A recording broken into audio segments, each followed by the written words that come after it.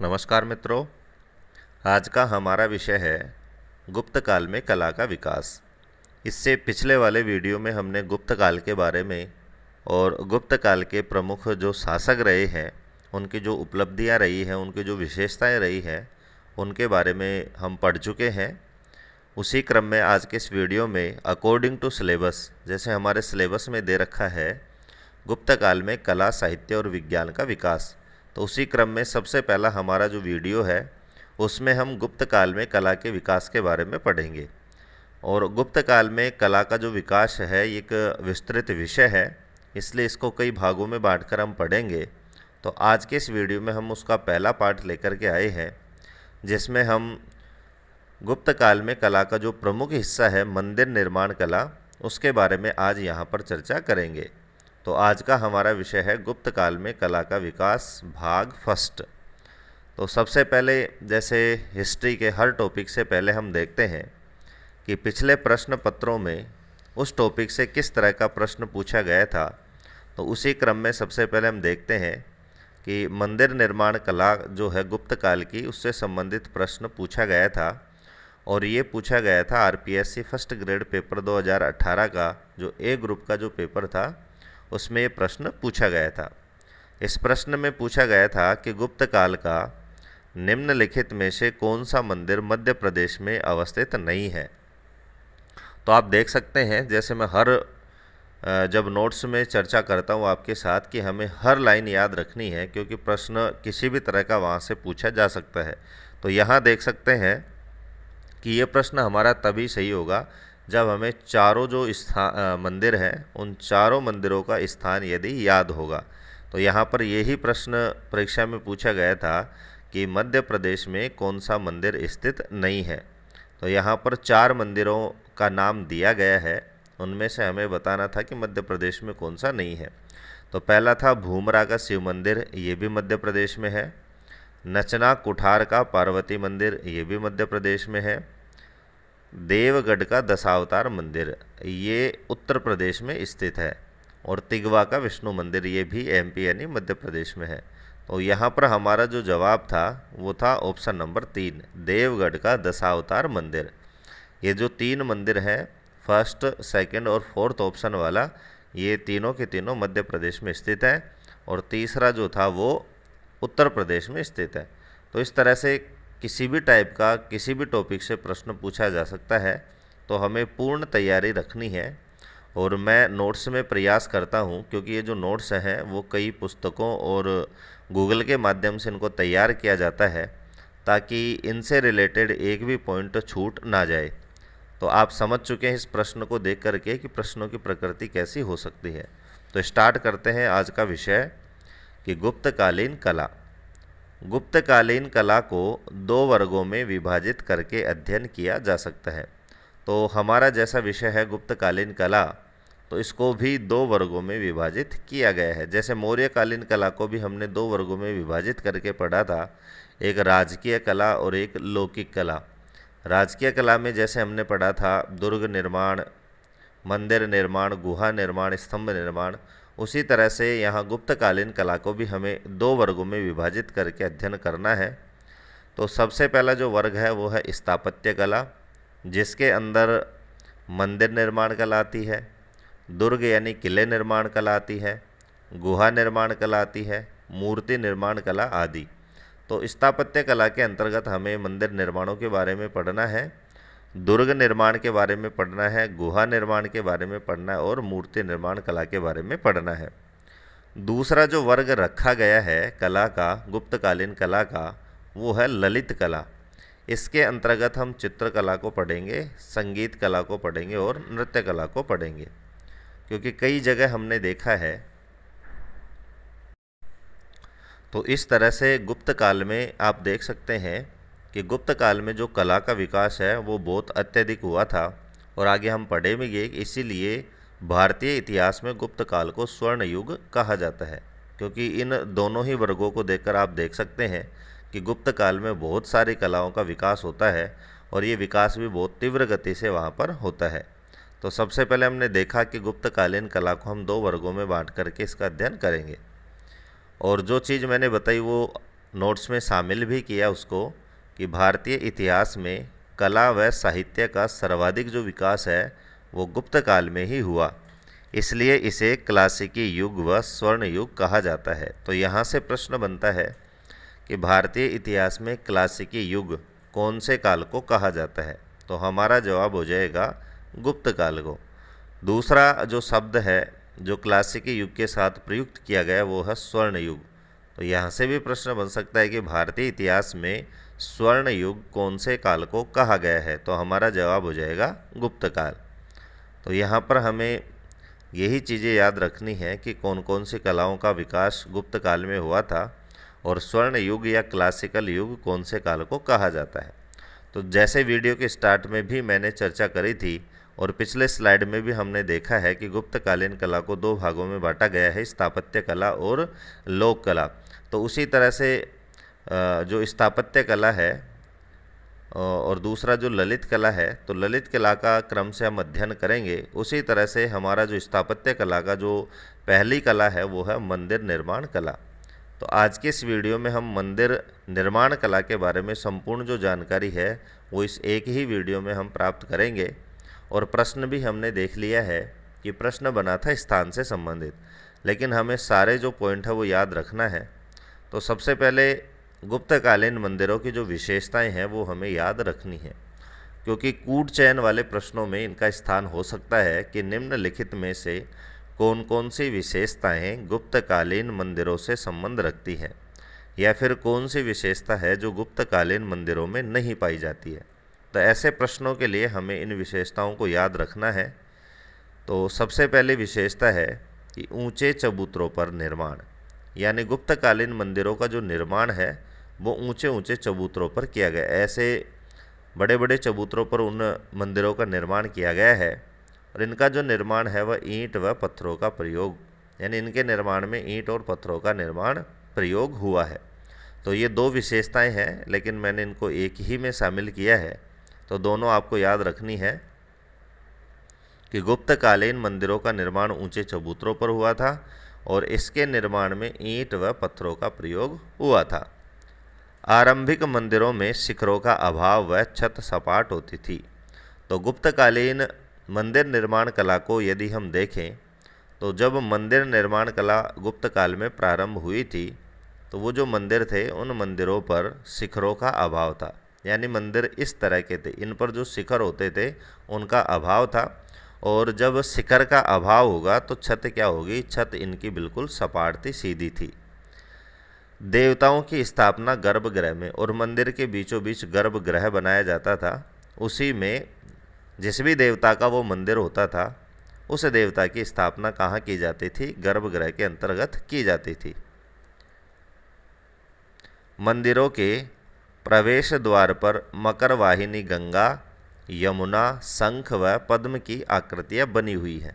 तो ये सबसे बड़ी विशेषता है कि गुप्तकालीन जो मंदिर है उन मंदिरों में अधिकांश जो मंदिर है उनके जो प्रवेश द्वार है उन प्रवेश द्वारों पर किन किन की आकृतियाँ मिलती है। तो मकर वाहिनी, मकर कहते हैं मगरमच्छ को, तो मकर वाहिनी, गंगा, यमुना, शंख और पद्म यानी कमल की आकृतियाँ वहाँ पर मिलती हैं। मंदिरों की जो विषय वस्तु है, यानी मंदिरों में जो चित्रकारी की गई है, जो दीवारों पर जो छोटी छोटी मूर्तियाँ आदि बनाई गई हैं, तो मंदिरों की जो विषय वस्तु है वो रामायण, महाभारत और पुराणों से ली गई है। तो वो जो कला वहाँ पर प्रदर्शित की गई है दीवारों पर, स्तंभों पर, उनमें जो छोटे छोटे चित्र आदि हैं, पेंटिंग्स हैं, उनमें मोस्ट ऑफ जो विषय वस्तु है वो कहाँ से ली गई है, ये प्रश्न बन सकता है। तो वहाँ पर आप देख सकते हैं कि जो वहाँ पर विषय वस्तु ली गई है वो रामायण, महाभारत और पुराणों से विषय वस्तु ली गई है। सबसे इम्पोर्टेंट जो लाइन आपको याद रखनी है, क्योंकि जो स्थापत्य कला है उसकी कई शैलियाँ भारतीय इतिहास में प्रसिद्ध हैं, तो उन शैलियों का नाम भी आपको याद रखना है। तो प्रमुख मंदिरों का जो निर्माण है वो कौन सी शैली में हुआ था, तो नागर शैली में वो निर्माण हुआ था। तो यहाँ पर प्रश्न बन सकता है कि गुप्तकालीन मंदिरों का जो निर्माण है वो कौन सी शैली में हुआ था, तो हमारा जवाब हो जाएगा नागर शैली में। गर्भगृह के चारों ओर प्रदक्षिणा पथ हुआ करता था, यानी परिक्रमा देने के लिए इन मंदिरों में गर्भगृह के चारों ओर एक प्रदक्षिणा पथ का निर्माण भी किया जाता था। अब प्रमुख मंदिरों की बात करें, गुप्त काल के जो प्रमुख मंदिर हैं, ऊपर हमने विशेषताएं देखी है। अब जो प्रमुख जो फेमस मंदिर हैं वो देखते हैं कि तिगवा का विष्णु मंदिर, ये जबलपुर मध्य प्रदेश में स्थित है। जैसा प्रश्न पूछा गया था स्थान के बारे में, तो मैंने यहाँ कोष्टक में स्थान भी दिया है कि कौन सा मंदिर कौन से जिले और कौन से राज्य में स्थित है। दूसरा है भूमरा का शिव मंदिर, ये सतना मध्य प्रदेश में स्थित है।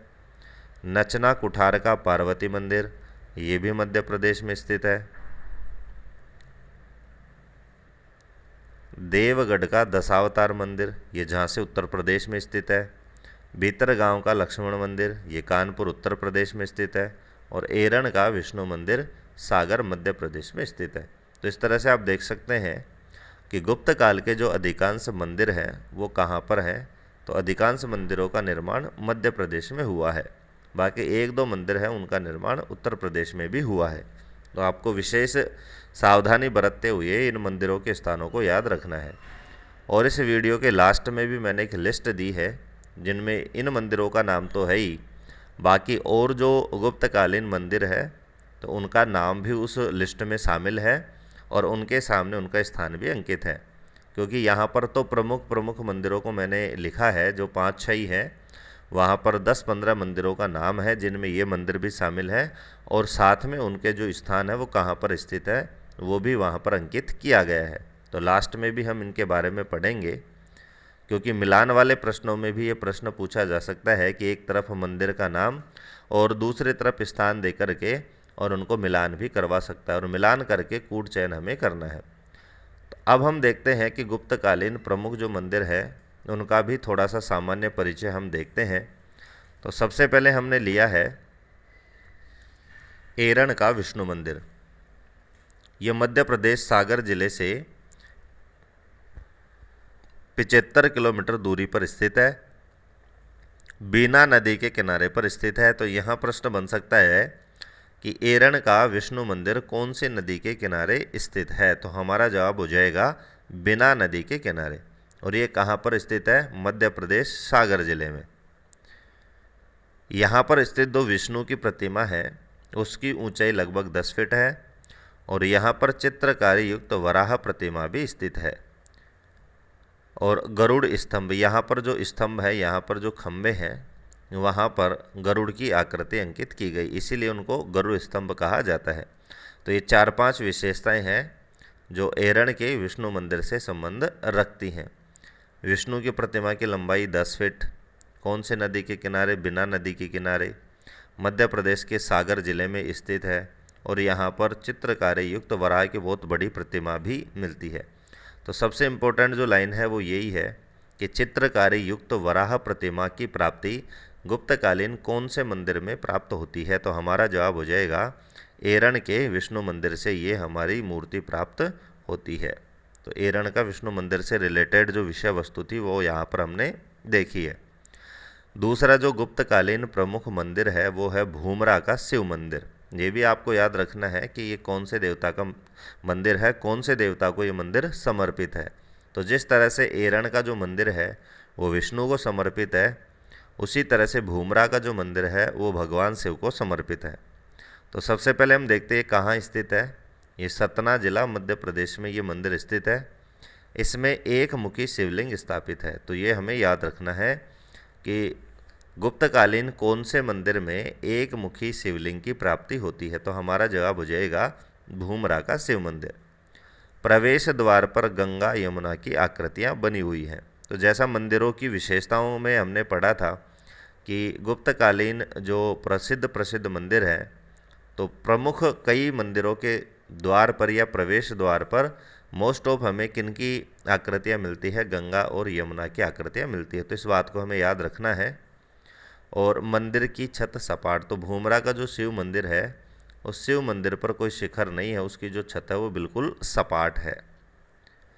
उसके बाद हम देखते हैं कि सतना जिले के खोह, उचेहरा, नागोद आदि स्थानों से भी गुप्तकालीन मंदिरों के अवशेष मिले हैं। तो हमने जो भूमरा का शिव मंदिर देखा वो सतना जिले में है। तो तो भूमरा के शिव मंदिर के अलावा सतना जिले में ही कई छोटे छोटे स्थानों पर भी हमें गुप्तकालीन मंदिरों का अवशेष मिले हैं। तो उन स्थानों को भी हमें याद रखना है। तो वो छोटे छोटे स्थान कौन कौन से हैं? तो वह खोह, उचेहरा, नागोद आदि स्थानों से भी ये मंदिर हमें मिलते हैं। तीसरा हमारा जो मंदिर है वो है सांची का मंदिर।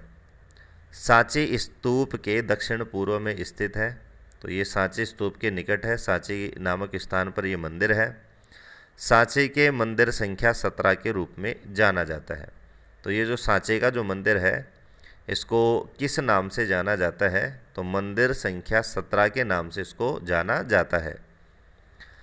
गर्भगृह में विष्णु के नरसिंह रूप की प्रतिमा, जैसे मैंने पिछले मंदिरों में भी बताया था कि हमें याद रखना है कि कौन सा मंदिर कौन से देवता को समर्पित है।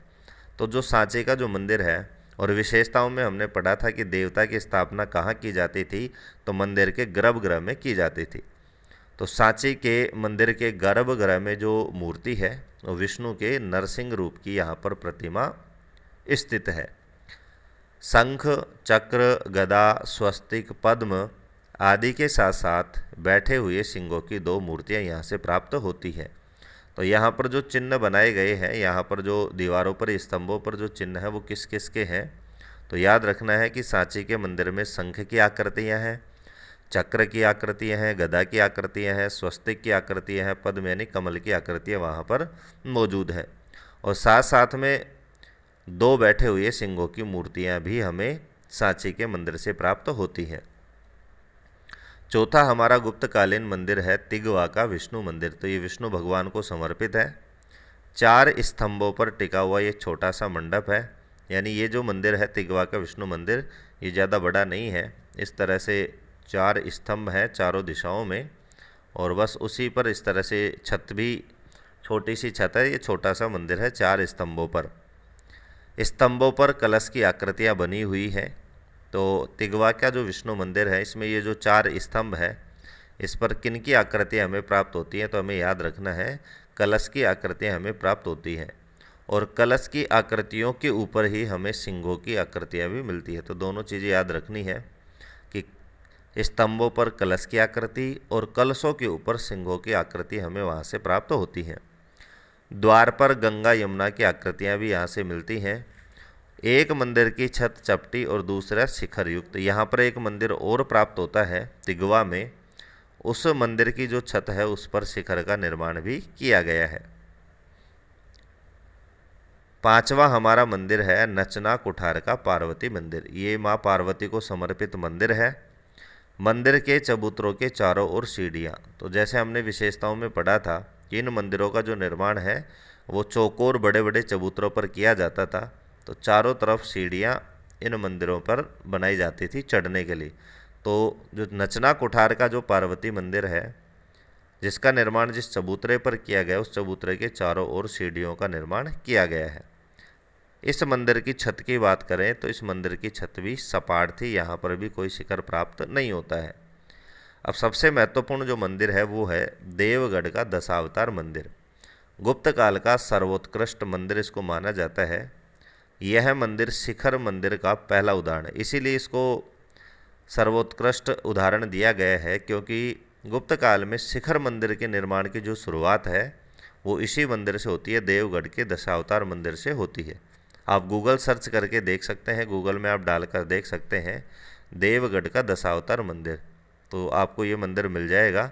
और इस पर पिरामिड आकृति के यहाँ पर जो शिखर हैं वो बने हुए हैं। मंदिर की ऊंचाई की बात करें तो 12 मीटर ऊंचा ये मंदिर है, और मंदिर का जो शिखर है वो पिरामिड के आकार का, मैंने लिख भी दिया है। यहाँ से जो हमें मूर्ति प्राप्त होती है वो चतुर्मुखी भगवान विष्णु की प्राप्त होती है। राम लक्ष्मण वन को जाते हुए सुग्रीव युद्ध, सेतु निर्माण, हनुमान जी द्वारा संजीवनी बूटी लाना आदि दृश्य भी यहाँ से हमें प्राप्त होते हैं। तो जैसा हमने देखा था कि गुप्तकालीन मंदिरों की दीवारों पर हमें कई आकृतियाँ मिलती है, कई दृश्य मिलते हैं, और ये जो दृश्य हैं वो रामायण महाभारत आदि से लिए गए हैं। तो दशावतार मंदिर से क्या क्या आकृतियाँ हमें मिलती है? तो चतुर्मुखी भगवान विष्णु की आकृति मिलती है, राम लक्ष्मण वन जाते हुए की आकृति मिलती है, सुग्रीव युद्ध की आकृति हमें मिलती है, सेतु निर्माण यानी पुल निर्माण करते हुए समुद्र में जो आकृति है वो मिलती है। हनुमान जी द्वारा संजीवनी बूटी लाना आदि के दृश्य हमें दशावतार मंदिर से प्राप्त होते हैं। मंदिर में शेषशाही विष्णु की सजीव प्रतिमा रखी गई है। शेषशाही का मतलब होता है शेष नाग पर शयन किए हुए विष्णु भगवान की सजीव प्रतिमा यहाँ पर मिलती है, प्राप्त होती है। यहाँ पर यह भी प्रश्न बन सकता है कि गुप्तकालीन कौन से मंदिर से शेषशाही विष्णु की सजीव प्रतिमा या प्रतिमा हमें प्राप्त होती है या मिलती है। तो हमारा जवाब हो जाएगा देवगढ़ का दशावतार मंदिर। अगला जो हमारा मंदिर है वो है भीतर गांव का मंदिर। भीतर गांव का जो मंदिर है तथा एक मंदिर और है सिरपुर का लक्ष्मण मंदिर, ये ईंटों से निर्मित है। तो ये इम्पोर्टेंट है, इसीलिए हमें इसको याद रखना है, क्योंकि हमने विशेषताओं में पढ़ा था कि इन मंदिरों का जो निर्माण है वो पत्थरों और ईंटों से हुआ था। तो ईंटों का जो निर्माण है वो भीतर गांव मंदिर में होता है। इसका जो ऊपरी हिस्सा है वो लगभग नष्ट हो चुका है, लेकिन भीतर गांव के मंदिर का जो निचला हिस्सा है उस पर अभी भी बहुत ही अच्छी ईंटों से उसका निर्माण हमें दिखाई दे सकता है। बहुत ही शानदार वो मंदिर है। तो इस तरह से भीतर गांव के मंदिर को हमें किस विशेषता के लिए याद रखना है, इसीलिए याद रखना है कि इसका जो निर्माण है वो ईंटों से किया गया है। तो मैंने पहले भी बताया था कि लास्ट में इस वीडियो के मैं एक लिस्ट यहाँ पर डालूँगा, इसमें सारे जो मंदिर हैं उसके सामने उनका जो स्थान है वो अंकित किया गया है, जो आपको याद रखना है। तो इस लिस्ट का जो पहला मंदिर है वो है सांची का मंदिर। तो ये सांची में स्थित है और सांची का है रायसेन मध्य प्रदेश। दूसरा है तिगवा का विष्णु मंदिर, तिगवा नामक स्थान पर मौजूद है और जबलपुर मध्य प्रदेश।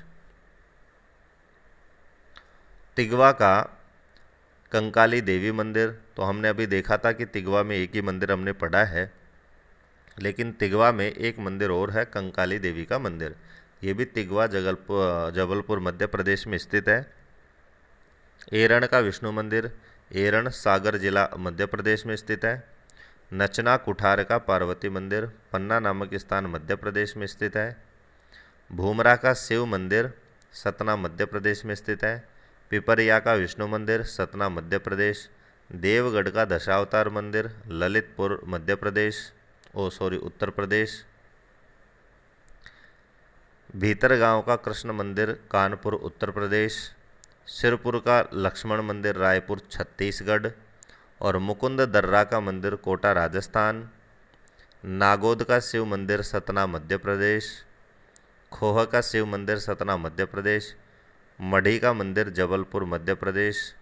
और मणिनाग का मंदिर, राजगीर नालंदा बिहार। तो इस तरह से देख सकते हैं कि इन 15 मंदिरों में मोस्ट ऑफ जो मंदिर हैं वो मध्य प्रदेश में है, एक दो मंदिर हैं वो उत्तर प्रदेश में है, एक मंदिर छत्तीसगढ़ में है, एक राजस्थान में है और एक बिहार में है। तो सारे मंदिर हमें याद रखना है ताकि हमारा किसी भी तरह का इस टॉपिक से प्रश्न पूछा जाए तो हमारा प्रश्न गलत ना हो। तो आज के इस वीडियो के साथ ही गुप्तकालीन जो मंदिर निर्माण कला है वो समाप्त होती है। अगले वीडियो में हम जो दूसरे प्रकार की जो स्थापत्य कलाएँ हैं उनके बारे में जानकारी प्राप्त करेंगे। आज के वीडियो में सिर्फ इतना ही। आज का वीडियो आपको कैसा लगा, फीडबैक देने के लिए लाइक और कमेंट अवश्य करें। धन्यवाद।